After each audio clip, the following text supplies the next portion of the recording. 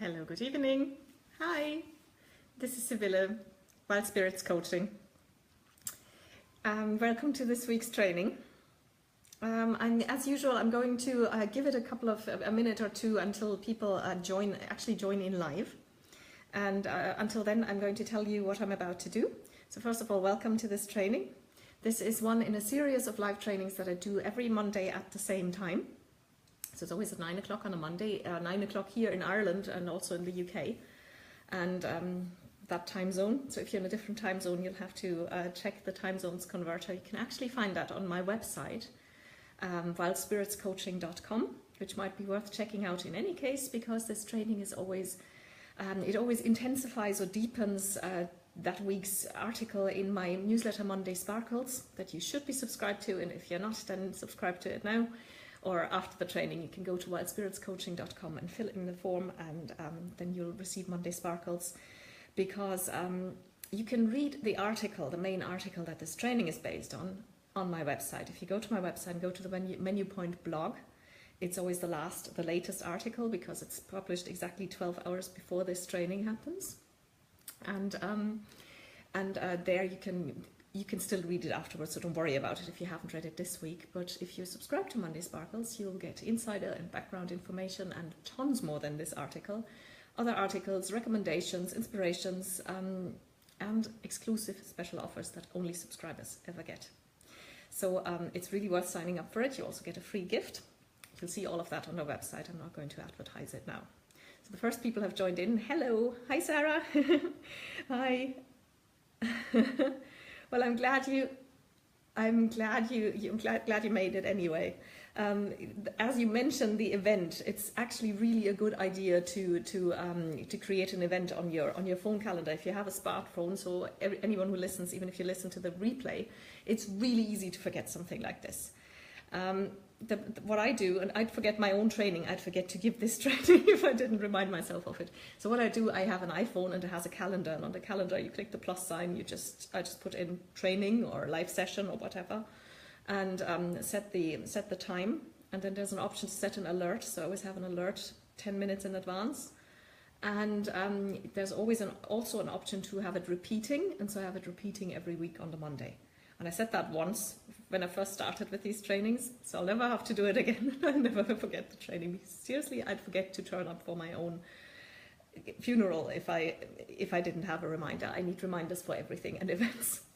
So I'm going to start now. Tonight, so this week's article was about purpose, your soul purpose. And it was kind of cheekily titled, Do You Need a Purpose Anyway? Or, yeah.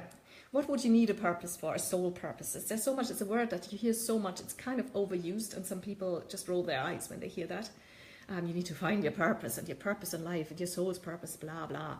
There's a lot of marketing going on in that direction as well. And in the article, I make a case for actually going with the soul purpose, because it's there is really something to it. Now, I'm not going to tell you what's in the article, you can still read it later, because I also give you a couple of tips on how to find your purpose. And it can be a challenge, especially for multi-passionates or multi-potentialites like myself. I know that because I have so many things I'm interested in. I've been fired up and enthusiastic about so many different things in my life, and also different careers. My CV is nothing but is not at all consistent. I've done so many different things. A lot of people who look at me will just think, oh, she's flaky and inconsistent and she can't stick to one thing. And I will very much oppose this and say, no, that's not what it's like at all. I only learned this a couple of years ago. This is why it's very close to my heart to tell anyone out there who listens to this and is a multi-potentialite or a multi-passionate, that you're not inconsistent and flaky. You simply process things in a different way. Not everyone has one purpose that they know from when they're 5 years old and follow all their lives. It's brilliant if you do. There's nothing wrong with you if you do. But it's kind of sold to us as the standard, the gold standard, and everything, and something that everybody needs to aspire to. And if you don't have that one purpose, then you kind of fail at life, and that is utter nonsense. There is a different way of relating to life, of relating to your passions, of relating to how you process information, and how information stimulates you, and how you contribute to the world. You don't contribute any less if you switch paths and if you switch directions, it doesn't make you inconsistent, it just makes you multi-passionate. And that's completely fine. There's absolutely nothing wrong with that. So in the article, I give you a bit of an idea, a guideline of how to identify your purpose if you have different passions and if you're like me and change direction several times in your life. Because it took me a long time to figure out that actually there is one sole purpose that I have. So usually in these trainings, I don't. I'm always somebody who says I won't waste your time telling about my story and all that. But this training is going to be about my story, but it's because it's relevant to you and your things, because this might give you some clues on how to look in your own life, because I don't know your life, I know my life, and I can tell you how I identified my purpose. My purpose is being a catalyst. So I came up with that word. I took it from chemistry. And I don't know whether you remember chemistry at school. A catalyst is something when it's present in a chemical reaction, in these chemical equations, remember we used to do in school? And if a catalyst is present, it will cause a reaction. So the reaction wouldn't happen if the catalyst wasn't there. But at the outcome of the reaction, the catalyst is not used up. And this is so much my role in this life that I kind of adopted this term. You could call me, in less fancy terms, an agent of change. I love people, I get starry eyes about them, I fall in love with them, and I don't mean romantic or sexual love. That goes for friendships just as much as it also goes for romantic and sexual love, but it's not restricted to that. And it's love in a general kind of way, the love that you can feel for people, for everyone you interact with. It includes my clients in coaching. I fall in love with people, with their life story, with their life energy. And when I do that, something happens. What happens is that positive change occurs. People are suddenly reminded of something they've always wanted to do.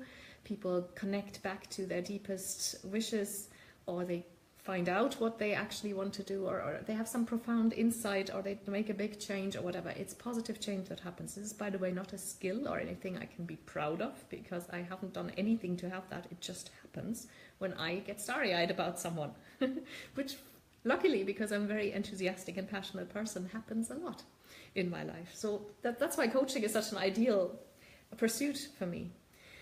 So how do I know this is my purpose?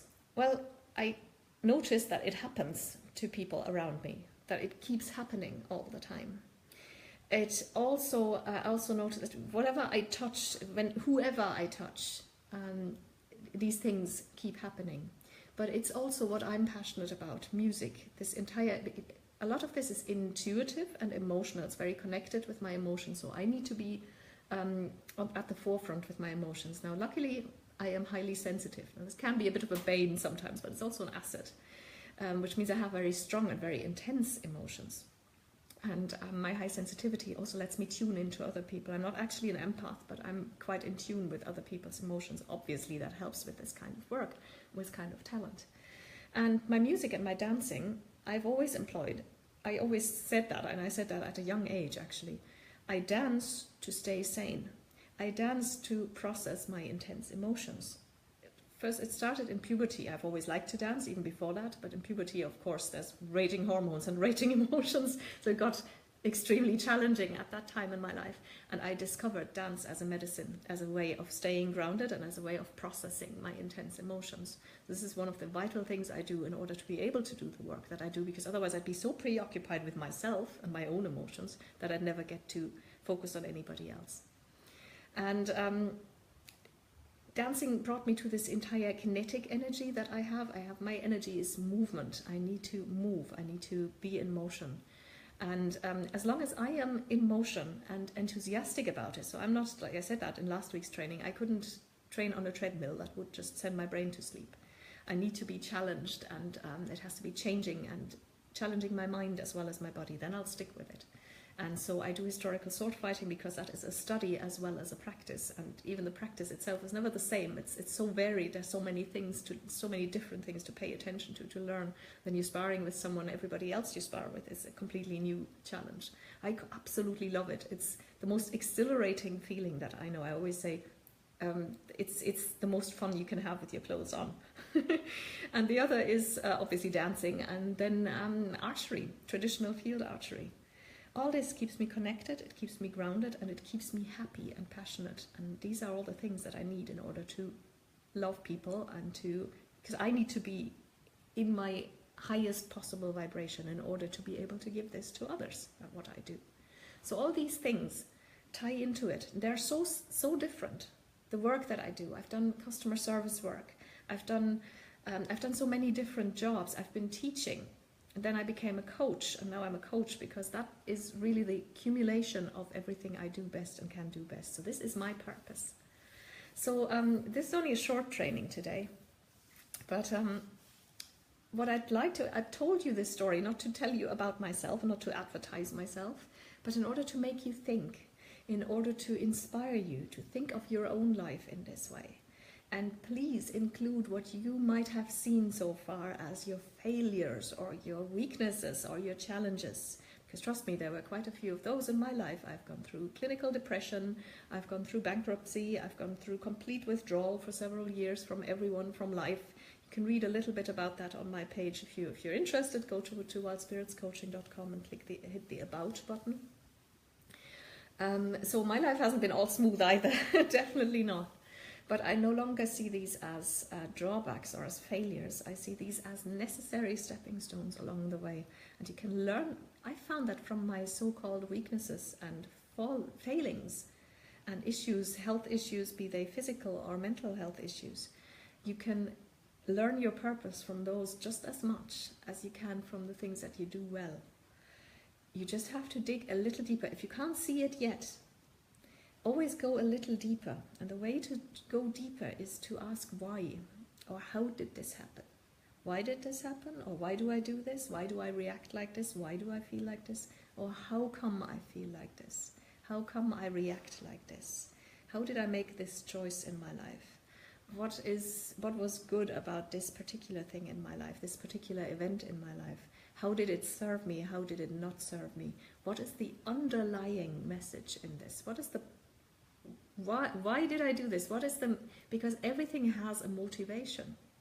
And you might think I'm just doing this, or I did this job because it sounded like fun. I am saying no, you did this job because it's in some way furthers your purpose. And some turns that we take along our way is just to show us what our purpose isn't. Some turns show us what we're definitely not supposed to be doing, or what goes against our purpose. So look at everything that way, and especially look at your passions. The way I did now when I told you the story.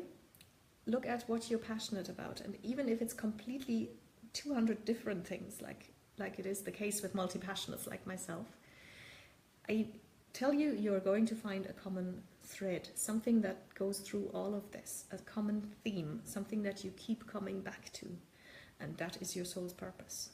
And then you can think about how to incorporate it in your life or in your job. Or it doesn't have to be your job, but it's of course nice if it's your job. I mean, my work as a coach is fantastically fulfilling, and also my daytime job, I'm in service, in talking to people and solving problems. I love that. It's not the center of my purpose, but it's not a job I hate going to. I don't dread Mondays. I love going to my job. I love my colleagues. I love my managers. I love the company. There's no suffering around that at all. And then for the rest of the time, I do my coaching, which is 150% aligned with my soul purpose. So either look whether you can align your job or your work with that, or make it a really big part of your free time, of your hobbies, of your interests, of your passions. That's where your passions come in. I keep saying that, I know. I hope I'm not getting boring, but it's really the center. Joseph Campbell said, follow your bliss, because your bliss brings you to your purpose. And that is what it actually does. So go and read the article on wildspiritscoaching.com. Now, if you'd like to share, I'm going to finish the live video very soon, so you don't have to type it now if you don't want to. Hi, Mandy. Mandy joined as well. Hi. Lovely seeing you here. Seeing, quote unquote, you can see me, but I know you're there, which is great. And if you'd like to share, I'd be completely honored. If you have any thoughts or any inklings of what your soul purpose might be, then write those in the comments. Even if you watch this in the replay, as most people do, days later, I'll always come back and I always try to reply to as many comments as possible. I'd love to hear about it. Just do this work. Maybe read the article or rewatch the video now and try and dig deeper. If you need any help, you know where I am, and I'm a coach and I do exactly that. That's part of my Passions Priority coaching that I do. You can find all of that on wildspiritscoaching.com. And if you're not subscribed to Monday Sparkles yet, then go to wildspiritscoaching.com and fill in that form. You can get on the Monday Sparkles list in two ways. You can either fill in the Monday Sparkles form on the side, it's sort of on the sidebar, and under freebies you can find it as well. And what you can also do is fill in the form for the Wild and Financially Free video training. It's a money training, personal money training in 3 parts, 3 videos that you get sent by email in 3 consecutive days. So if you do that, you'll from then on also receive Monday Sparkles every Monday. And as usual, your email address and your details only go to me. I will never pass them on to anyone. I can really give you my word of honor about that. Your data is completely safe with me.